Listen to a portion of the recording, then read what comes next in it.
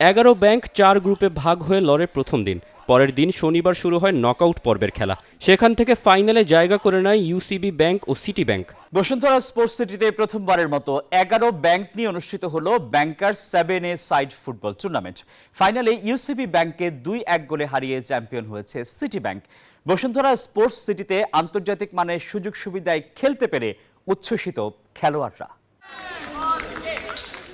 অর্থনৈতিক হিসেব নিকেশ ফেলে ব্যাংকাররা বসুন্ধরা স্পোর্টস সিটির ফুটসাল টার্ফে মেতেছিল ফুটবল যুদ্ধে।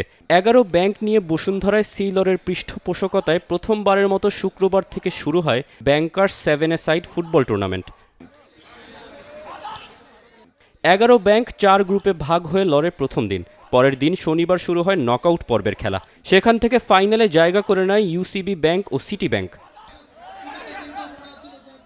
শিরোপা নির্ধারণী ম্যাচে প্রথমে লিড নেয় সিটি ব্যাংক, এরপর কামব্যাক করে সমতা নিয়ে বিরতিতে যায় ইউসিবি ব্যাংক। দ্বিতীয়ার্ধে আরও একটি গোল করে ইউসিবি ব্যাংককে 2-1 ব্যবধানে হারিয়ে শিরোপা জিতে নেয় সিটি ব্যাংক।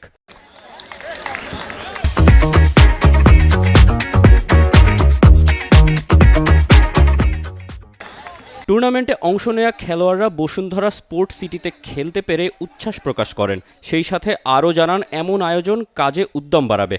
বসুন্ধরা বাদে বাংলাদেশে কেউ স্পোর্টসে এরকম ফ্যাসিলিটি এনে দেয় নাই, যেটা আমাদের ব্যাংকার্স ফুটবল বাদেও বাংলাদেশের যে ন্যাশনাল টিমের ফ্যাসিলিটি, ক্লাব ফ্যাসিলিটি, এইটা একটা অসাধারণ। আর থ্যাঙ্কস টু বসুন্ধরা এরকম একটা ফ্যাসিলিটিস তারা ক্রিয়েট করছে, যেটা আমি মনে করি আমাদের ইয়াং জেনারেশনের জন্য মানে অনেক inspiring. Bosundhara is always amazing. All credit goes to Ace. Bashundhara sports city head of operations manager জানান এর থেকে বড় টুর্নামেন্ট আয়োজন করার সক্ষমতা রয়েছে তাদের। আশা করি আমরা আরও ভালো করতে পারবো, যেহেতু এটা ফার্স্ট টাইম।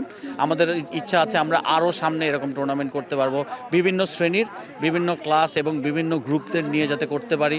ইউনিভার্সিটিরা আগায় আসতে পারে, যাতে সবাইকে নিয়ে একটা জমজমাট পরিবেশে খেলাটাকে উপভোগ করা যায়, এই ব্যবস্থা আমরা করতে চাই। ব্যাংকার্স 7 সাইড ফুটবলের প্রথম আসরের পর ধারাবাহিকভাবে টুর্নামেন্ট করতে চায় আয়োজক কমিটি। তৌসিফুল হাসান, নিউজ 24, ঢাকা।